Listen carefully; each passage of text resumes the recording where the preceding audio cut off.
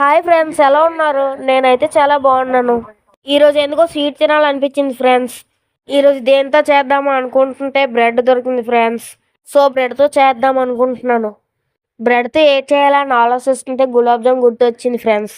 So bread gulab jam చేద్దామని fix అయిపోయాను.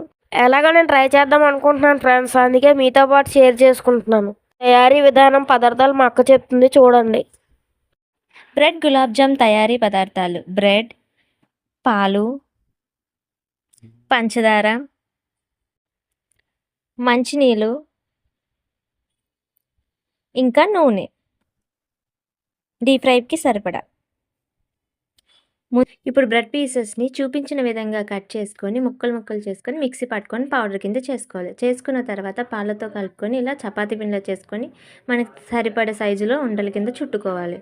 ఈ చుట్టుకున్న ఉండలని ఒక పక్కన పెట్టుకోవాలి. పెట్టుకున్న తర్వాత స్టవ్ మీద కళాయి పెట్టుకొని డీప్ ఫ్రైకి సరిపడా నూనె వేసుకొని దాన్ని బాగా హీట్ చేసుకోవాలి. హీట్ ఈలోపు ఇంకొక బౌల్ తీసుకొని అందులో కొంచెం పంచదార, నీళ్ళు తీసుకొని మన లేతపాకం వచ్చేంత వరకు హీట్ చేసుకోవాలి.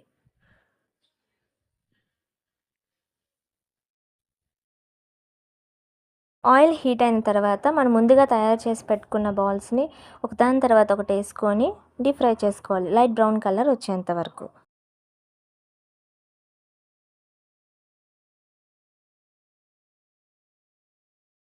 చూస్తున్నారు కదా, ఈ కలర్ వచ్చేంత వరకు డీప్ ఫ్రై చేసుకుంటే మనకి సరిపోతుంది.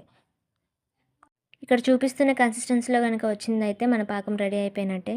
ఇలా వచ్చిన తర్వాత ముందుగా మనం తయారు చేసి పెట్టుకున్న బాల్స్ ఏవైతే ఉన్నాయో అవి అందులో వేసేసి బౌల్ అనేది కింద పెట్టేసుకొని ఏదైనా డ్రై ఫ్రూట్స్ కానీ మీకు నచ్చినవి ఏమి ఉంటే దాంతో గార్నిషింగ్ చేసుకుంటే మన బ్రెడ్ గులాబ్ జామున్ అనేది రెడీ అయిపోయినట్టే. చూసారు కదా అండి, చాలా సింపుల్ రెసిపీ, టేస్టీ రెసిపీ. మీరు కూడా ట్రై చేయాలని కోరుకుంటున్నాను.